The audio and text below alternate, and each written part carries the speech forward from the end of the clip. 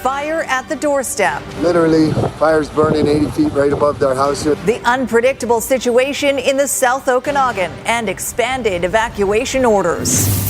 Dangerous drought. We're not able to guarantee our water supply until the end of the summer. With no end in sight to the hot, dry forecast, the dire warning from officials.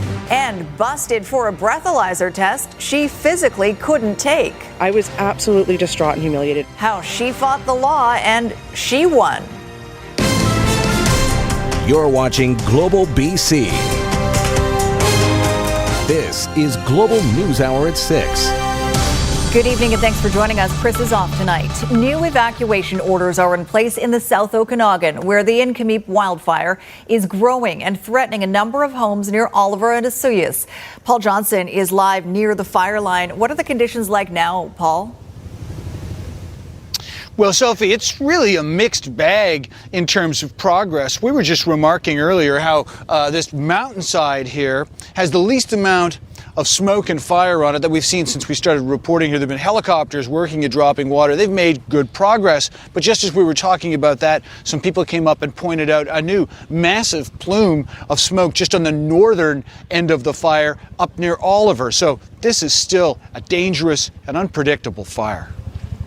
Fire's burning 80 feet right above their house here. They got sprinklers on the house. The fear was that winds would whip up the Inkameep fire overnight to threaten homes and property. That forecast was correct. Seen in this gripping video shot by a family and their realtor as they worked to save their home near Oliver. They succeeded. Most of our forest lands have already been impacted by the fire, which is saddening. We love our forests.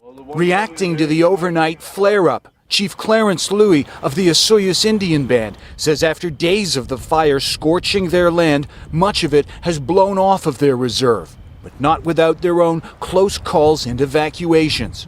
He says this summer is a good time to stay out of the woods, period. That's the biggest scare and the biggest problem is people going back in the forests for recreational uses or hunting uses when they shouldn't be back there, at least for another month. That the fire grew overnight is a given. How much, though, they're not certain because of visibility. There has been significant growth on the northeast and south perimeters. However, smoke has inhibited the ability to get an accurate, updated measurement of the size. The hills are alive. At the border town winery in Osoyoos, Tawny Craig's known for serving wine with a song, but with the hills also alive with flames. The heart of BC's wine country is facing another thing to struggle through.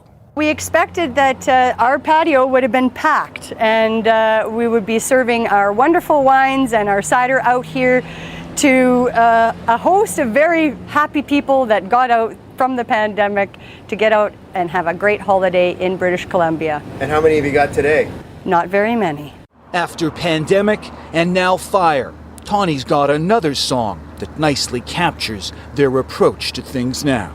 Que sera, sera, whatever will be, will be. It's a good outlook with what's going on. The new evacuation orders today, about 150 homes ordered out. That's on top of the hundreds already under evacuation order. Also, another several hundred on evacuation alert. No sign that the fire is going to be put out soon. Sophie? All right, thanks for that, Paul Johnson in Osoyoos for us. Now let's take a look at the provincial fire situation. There are currently 267 active fires burning in BC. That is up 10 over the last 2 days.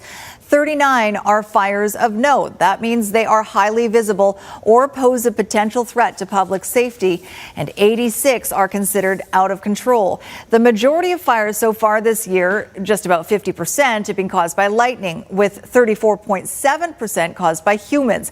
And there are 4,300 properties across the province on evacuation order, nearly 18,000 on evacuation alert. Well, the 2 Mile Road wildfire just south of Sicamous continues to grow, forcing a new batch of evacuation alerts. That fire is now more than 8 square kilometers, and a number of homes in the Swansea Point area along Mara Lake have been placed under evacuation alert. For the time being, crews have managed to halt the northern perimeter of that fire, which has burned within meters of homes on the south end of Sicamous. The fire remains out of control, and wind gusts of up to 35 kilometers per hour are making for a difficult firefight.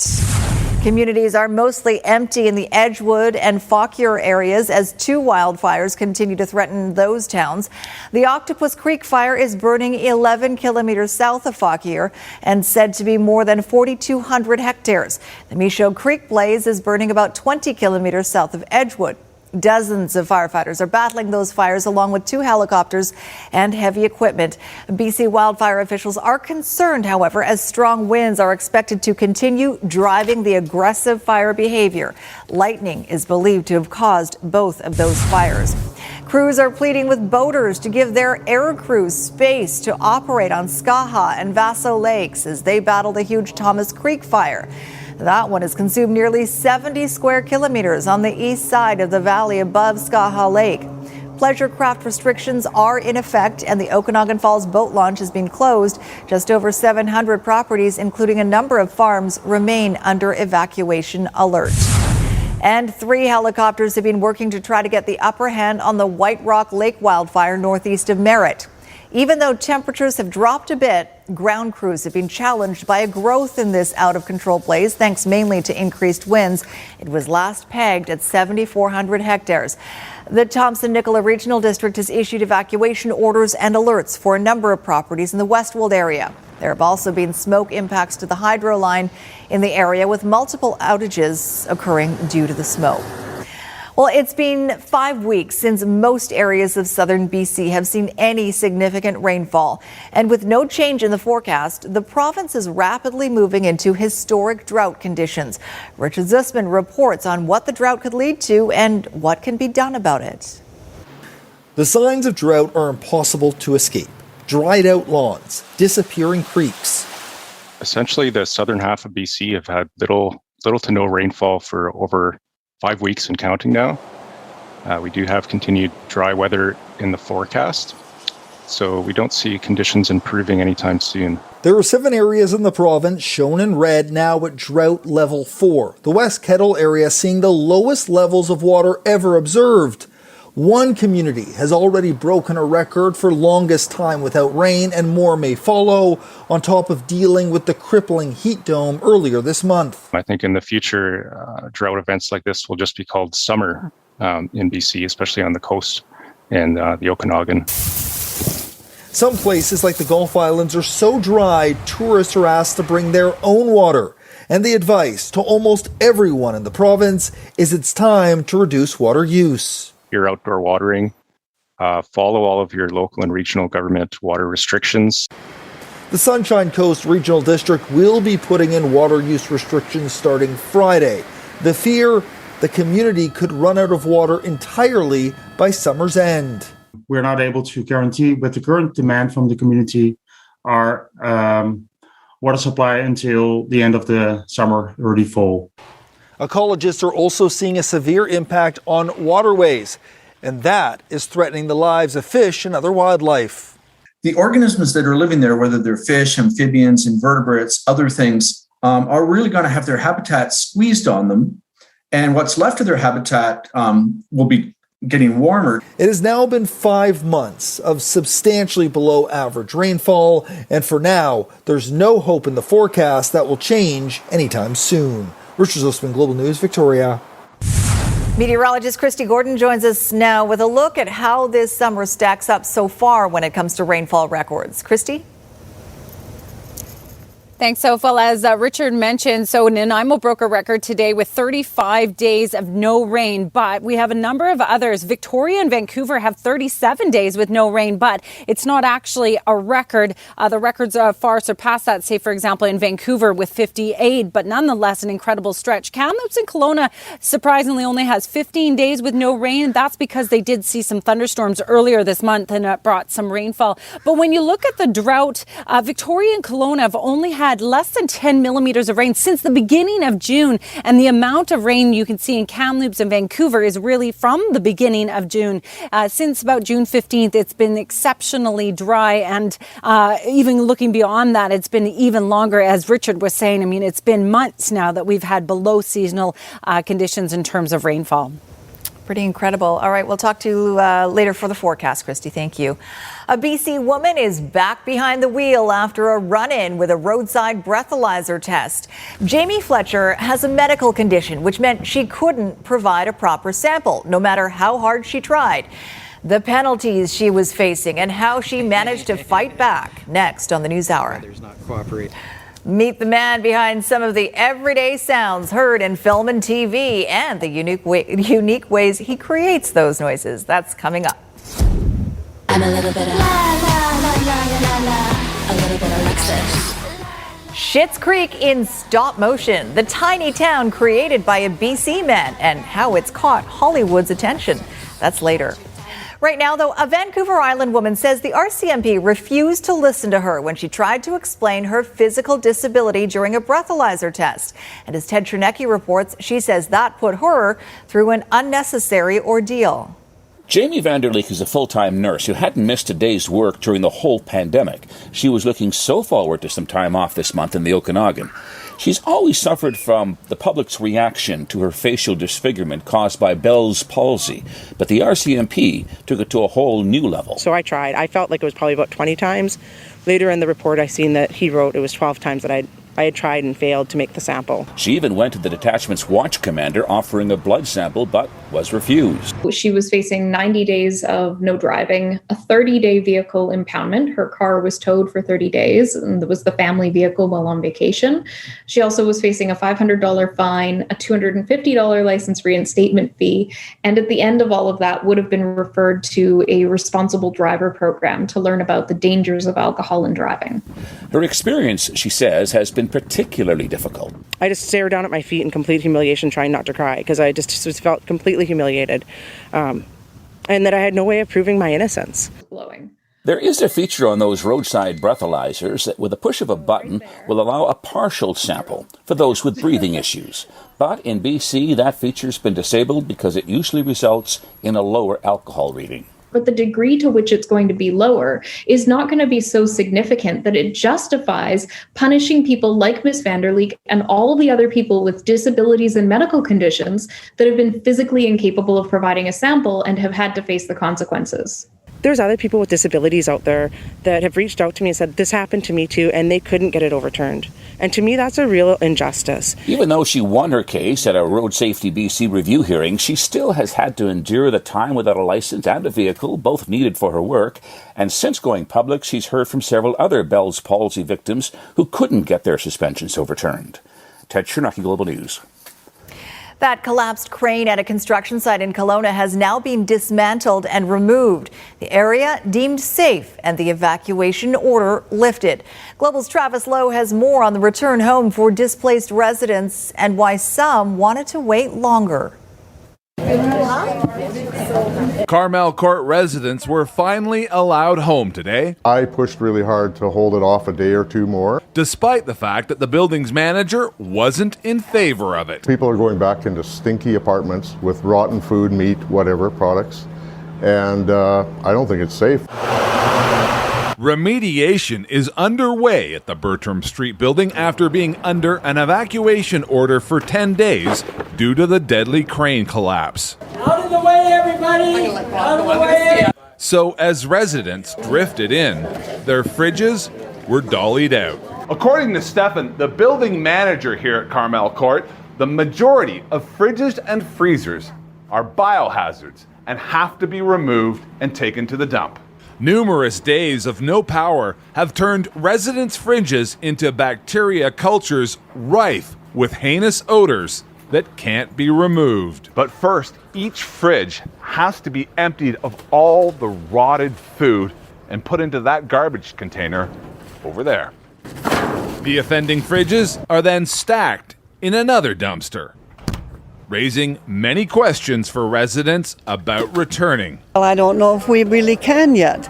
If I don't have a fridge, how can I be in my home without food? I might lose my fridge and freezer. There could be damage to my kitchen floor. Still, many are thankful to come home today regardless. Yes, I'd like to sleep in my own bed.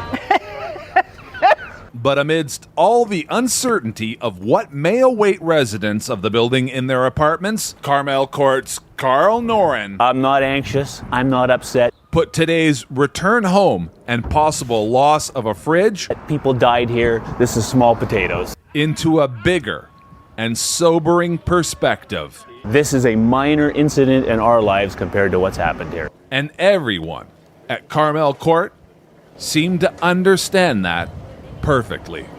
Travis Lowe, Global News, Kelowna. Coming up, the PR bill for that infamous hose spraying incident in Delta. I was really quite shocked. How much it cost taxpayers to handle this crisis. Plus, a spike in vandalism at local churches. The fear things could escalate just ahead. It was just over a year ago that the wife of Delta's police chief was being investigated for allegedly spraying a woman with a garden hose. An investigation which, despite the potential for conflict of interest, they handled themselves, even hiring an outside crisis communications team to handle the optics. Tonight, our Catherine Urquhart can finally tell you how much it cost and what Delta police didn't want you to see. That is assault. That head with the hose and turn the hose on. It was June 25th, 2020, when Global News first reported about an investigation into assault allegations against Lorraine Dubord, wife of Delta Police Chief Neil Dubord. The one end when I asked her to get down. She was accused of spraying a woman with a hose outside the Dubord's beachfront home. Now, a clearer picture is emerging of what went on behind the scenes at Delta Police. It comes 7 months after our Freedom of Information request and after an appeal to the Information and Privacy Commissioner after Delta Police refused to produce documentation. The invoices that have been released reveal how a pricey crisis management firm was used to mitigate damage, and they show who was involved. 2 days after our first story, PR firm Navigator is hired by Delta Police. Day one's bill, $3,000 for phone calls, draft communication statements, and key messages. Day two, $6,300 for phone calls with Deputy Chief Norm Lipinski and Chief Neil Dubord, and strategy development. Day three, $8,800 for multiple calls with Chief Dubord and Deputy Chief Lipinski, a review of Dubord's statement and prep for a police board meeting, calls with police board members and advice for them, also a statement for the mayor. Day four, $3,900 is billed for a police board call, police board monitoring, and a media review. Those first 4 days of public relations, $22,150. I was really quite shocked when I started reading some of the quotes that we saw on the invoices. Notes to the mayor, statements by the police board. As Global News continued to pursue answers about procedures and why the force had not brought in an outside agency to investigate, there were more invoices, some related to the Surrey RCMP investigation, Crown Counsel, and the Office of the Police Complaint Commissioner. The running total, $36,000. Later, an additional invoice of $7,000. The final cost, $43,666. Delta Mayor George Harvey later said the expenditure did not meet the high standards of taxpayers, and he was seeking spending controls. Yet it's now clear Harvey and other board members were advised by Navigator. Government has to be more transparent. They can't hide behind FOIs. This is the people's business. This is not two private things that are happening. This has to do with government spending. Kieran Sidhu, the Delta school teacher who was sprayed by Lorraine Dubord, is also troubled. I'm alarmed that they received such detailed training for every aspect that was happening at the time. So not only for their media statements, but also for their RCMP statements. It's very discouraging for regular people to see this as anything but cringeworthy, dishonest, and unethical. That is assault. Lorraine Dubord was not charged and received alternative measures. Delta Police Chief Neil Dubord maintained he was arm's length from the criminal investigation of his wife, but invoices reveal he was very involved in damage control and spin. Dubord and many others receiving costly coaching, courtesy of Delta taxpayers. Catherine Urquhart, Global News. Burnaby RCMP say one of the trucks involved in a fatal crash yesterday was stopped when it was hit. A 57-year-old man stopped his truck on Duthie Avenue near Montecito Drive. Police say the man was not in his truck when another pickup slammed into him. He died at the scene. The moving pickup flipped, and the 38-year-old driver of that vehicle was also killed.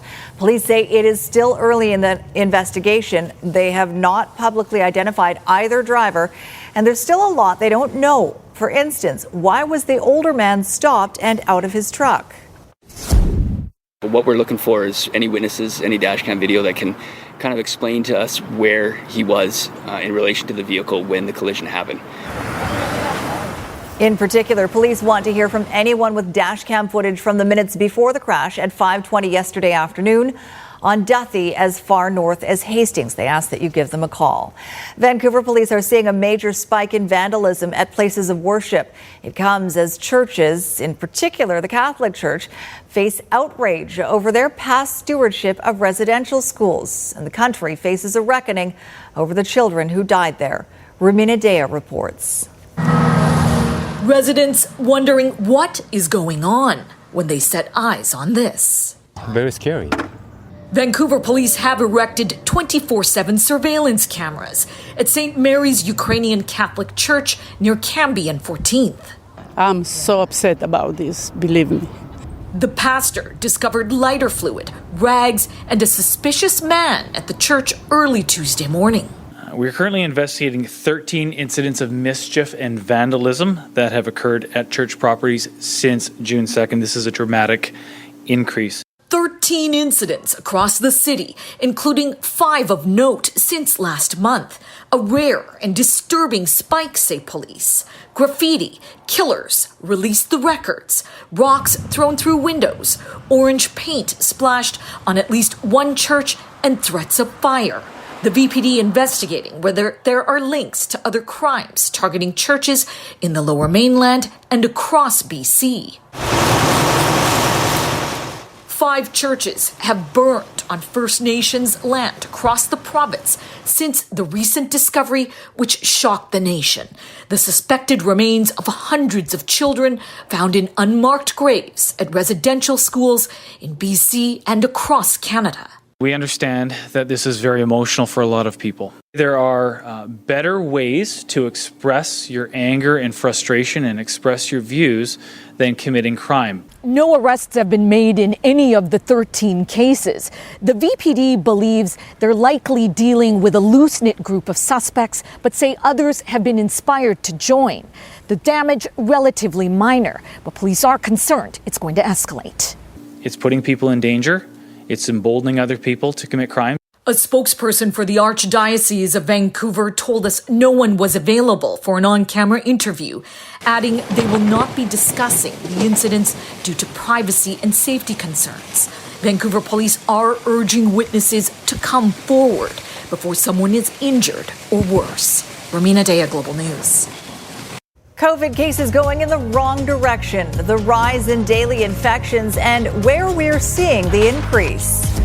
Plus, homes leveled in an instant. Residents of Barrie return to what's left 1 week after a devastating tornado.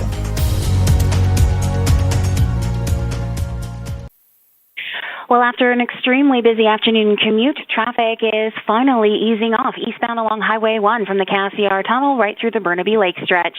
From home to car insurance, BCAA's local experts are here for all your insurance needs. Visit bcaa.com. I'm Trish Jewison in the Global Traffic Center. Well, when it comes to COVID-19 in our province, we are seeing a bit of a slow uptick in new cases. We have 89 new infections in the last 24 hours and 781 cases are currently active. That's up more than 130 in a week. 53 patients are in hospital with 15 in intensive care. Thankfully, there are no new deaths to report. 80.2% of people aged 12 and older have received their first dose of vaccine, while just about 57% have now received 2 doses. Let's bring in Keith Baldry for more. Keith, this is not a surge. We've certainly seen those before, but this is not it yet. It is going in the opposite direction, though. Where is transmission happening? Yeah, this was expected, though, folks. This was laid out in the restart plan back before July. When we're reopening, we're going to have more contacts, more gatherings. So there had been an expectation that we're going to have more case numbers picked up by testing. Thankfully, not a higher hospitalizations or ICUs or deaths, and that's very good news. But it is also tied to people who are not vaccinated. And again, one health authority in particular is starting to lead the charge here. So the Interior Health Authority now has a lower vaccination rate than the province, 73%. And now they are the dominant health authority where the cases are, 43% of the cases in the past 7 days. Fraser at 81%, a little lower than that. But take a look at Vancouver Coastal, 85% vaccination rate, the highest in the entire province, and they've only got 19% of the cases. That's an indication, again, that people right now, it's about 96 to 98% of the cases are in people who have not been fully vaccinated, or in some cases about 24% of cases was just 1 dose. So really, it's about people who haven't been vaccinated are really consisting of the numbers every day. So towns like in the interior, Nelson, Creston, Enderby, Grand Forks, where there was an outbreak at a wedding where 30 people became sick, that's what's driving the numbers now, because simply the low vaccination rate means you're going to have more COVID numbers. So look for that interior number in the weeks ahead. Hopefully it comes down. If it comes down, we're not going to see a further uptick. Let's hope. All right. Thanks for that, Keith. We'll throw a little more fuel on that election speculation fire as the federal government has come to BC with more money.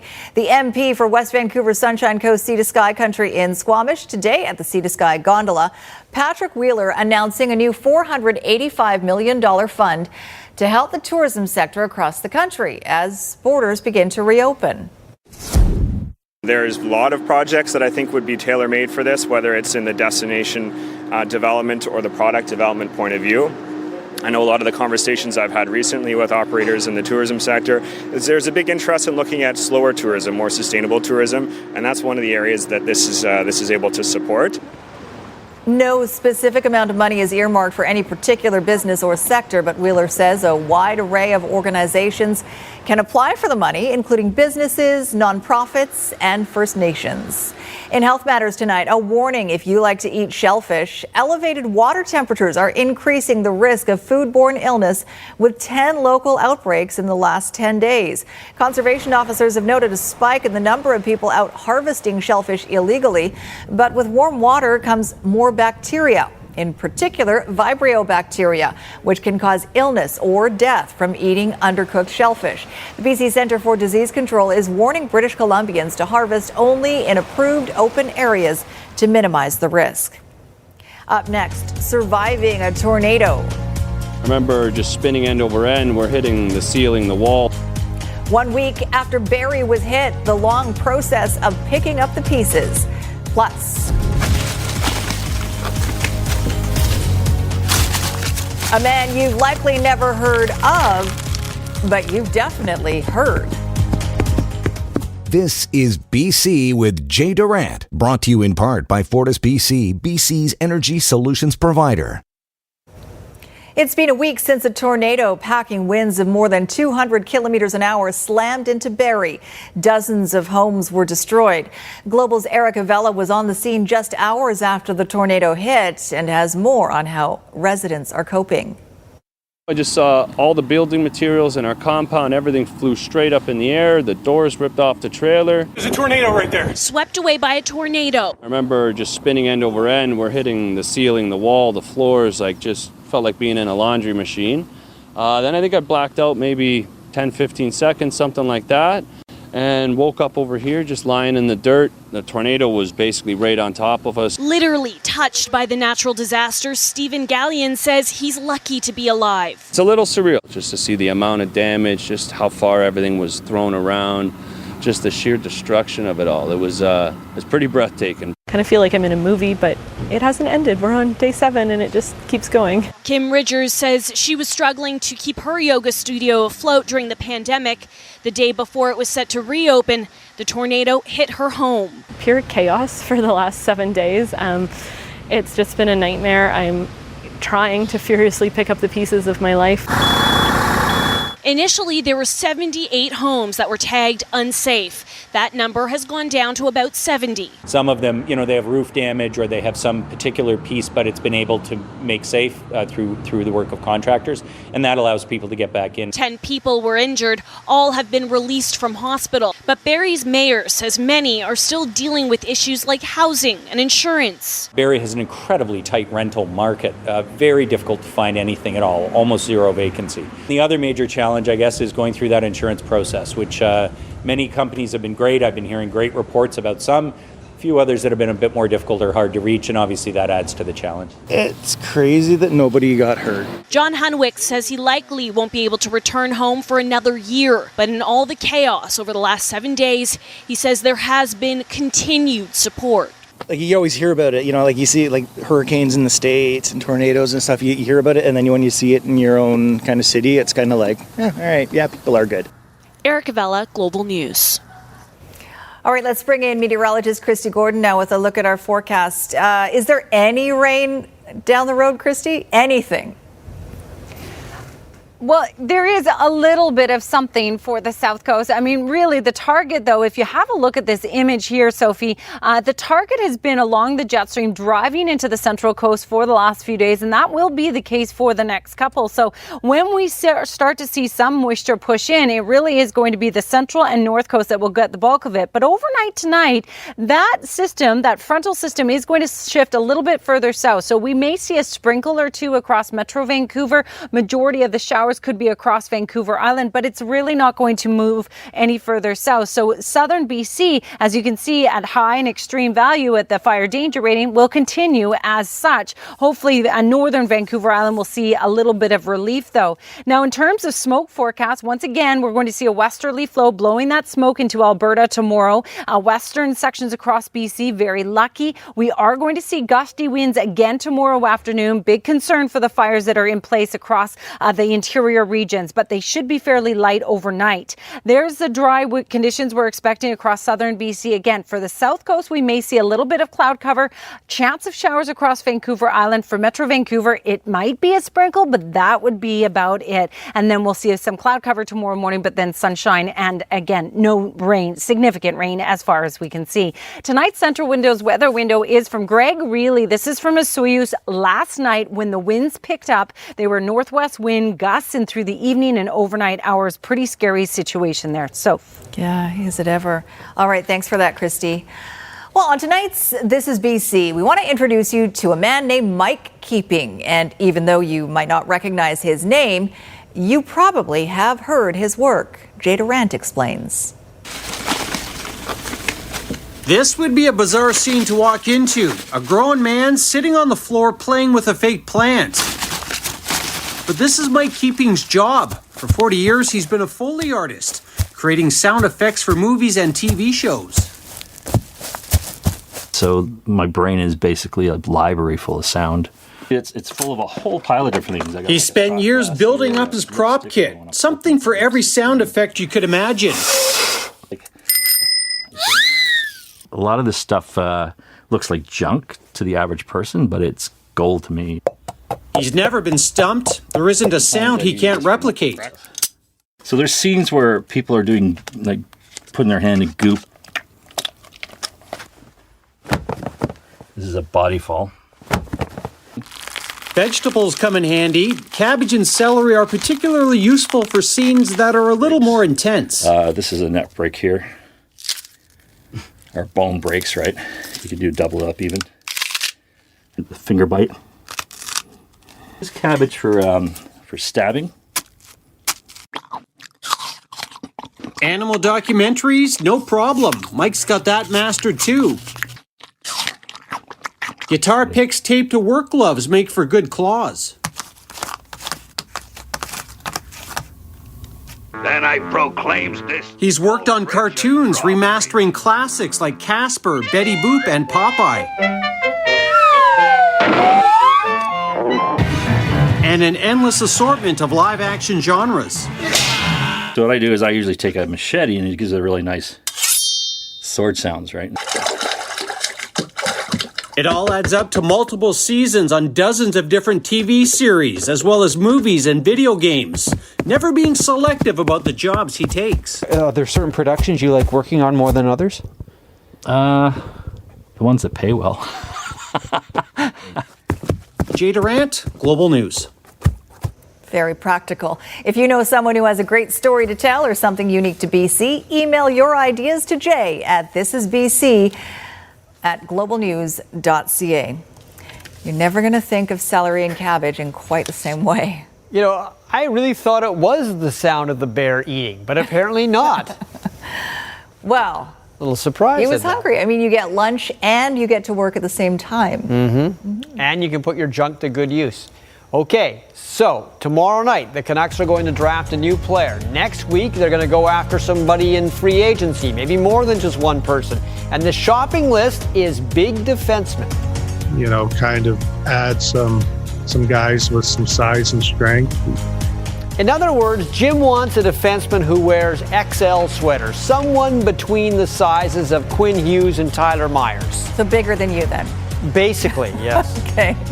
And later, yay, David! A tiny Schitt's Creek recreation lands in Nanaimo Man a Netflix deal. You're definitely not XL. I am not XL. I'm the only athletes who've ever looked at me and said, you know what, your body's not that bad, are jockeys. That's it. The only ones. There's a place for everyone, Scott. I know there is, and that's the beauty of this planet. Okay, so the NHL draft begins 5 o'clock tomorrow, and the Canucks will pick 9th overall, providing they don't trade the pick. Jim Benning has made phone calls. He's had people call him about the pick. He says he would think about trading it if he was offered a younger player who is already an NHL regular, and not many teams like trading good young players. But the draft isn't all that Jim Benning has to worry about these days.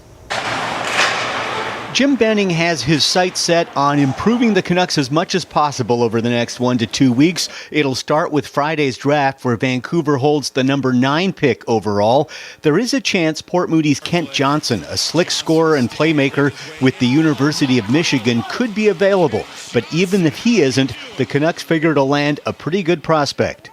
At the 9th pick, there's some defensemen we really like. They may be there at 9. And then there's some forwards we really like too. And once the draft wraps up, free agency starts next Wednesday, and Benning is certainly honing on beefing up his blue line. The Canucks play it about as soft as any team in front of their own net, and Benning feels that has to change right now. I think we're going to try to be real active in free agency to, kind of add some guys with some size and strength. We've seen in the playoffs the teams that, had some bigger guys back there that, play a physical brand of hockey. They had success. And so I think that's something in free agency that we're going to be looking at.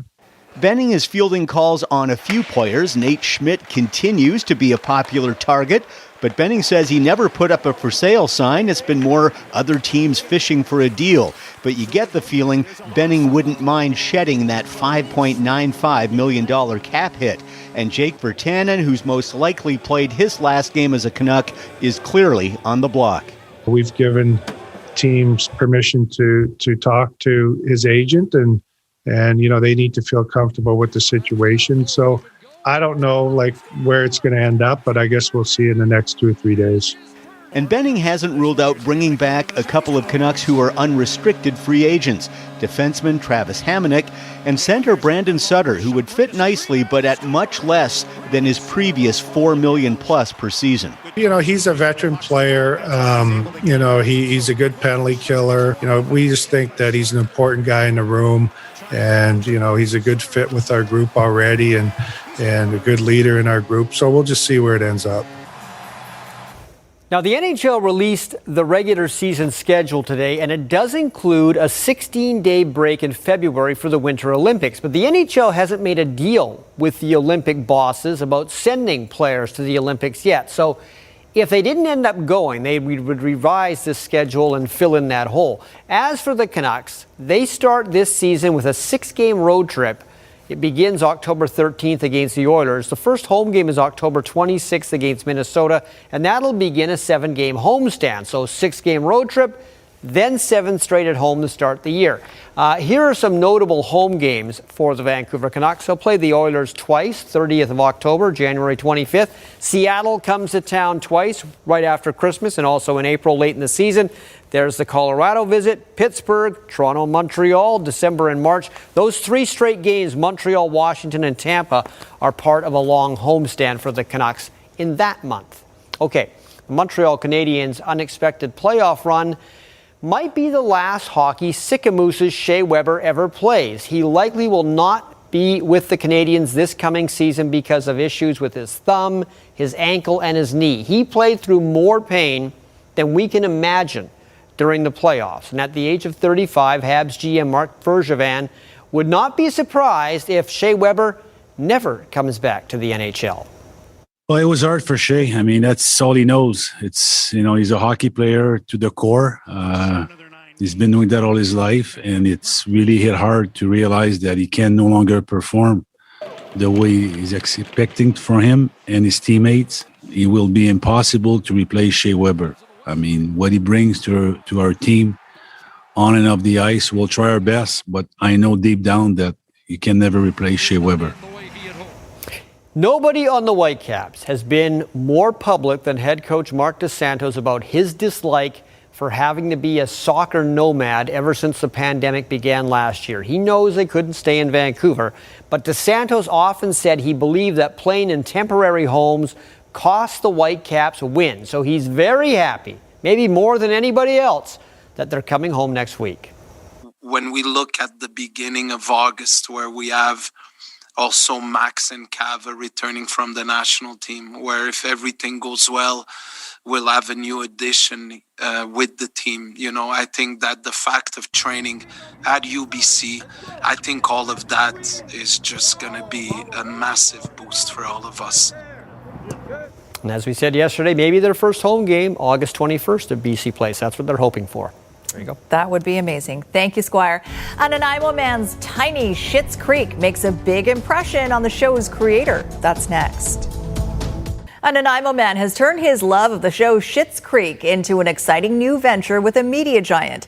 His stop-motion animation based on the show caught the eye of the series creator and of the people at Netflix. Kylie Stanton reports. So let's see, I've got the Rose Apothecary, of course, and the Cafe Tropical. Every building. I've got the Rosebud Motel. Every detail. There's the tools I need. But what really brings this toy town to life are the people in it. There's Twyla. The whole gang's there. Johnny, Moira, Alexis, and David. If this sounds familiar, you've probably seen the hugely popular CBC series, Schitt's Creek. I was so connected with these characters, and I really wanted to show my love for it, and this is the result. But in recent months, the parallels between Cameron's life and the Roses have become more and more obvious. Hi! Hi! You see, he spent countless hours creating this town, what was meant to be something fun for him and his son, Jack, after losing out on work as a host and wedding DJ during the pandemic. And I realized that in the show, Johnny Rose, the father, gifts the town of Schitt's Creek to his son. You bought a small town in 1991, Johnny. Yes, I bought that as a joke for my son. Wait, you actually purchased that town? And that is what ends up bringing joy and opportunity to the family. That same joy and opportunity has also found its way to Cameron. Let's do it. What all started with this stop-motion video. I'm a Lamborghini. I'm a Hollywood star. After sharing it on his social media channels, it was retweeted by the one and only star and creator of the series, Dan Levy.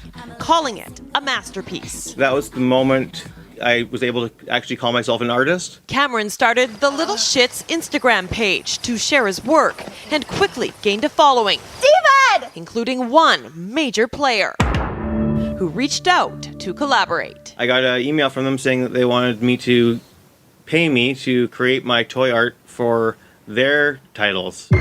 Cameron can't reveal exactly what original content he'll be working on. I can still wrap my head around it. But like the main characters here, he's found growth, purpose, and renewed his passions. It's been really gratifying to know that I can maybe start doing this for a living. And that's simply the best. Better than all the rest. Kylie Stanton, Global News. Anyone I've ever... Oh, that's sweet. Have you guys seen the show? Yes. Mm-hmm. Okay, good. Good. I'm going to go watch reruns now. We are keeping up with the tour, don't worry. All right, final word on the weather, Christy. Sure. So overnight tonight, there is a very slight chance of a sprinkle, but still no rain because that should clear out by late morning. We'll be back to sunshine. That's all the time we have for tonight. Thanks for joining us. Have a good night, everyone.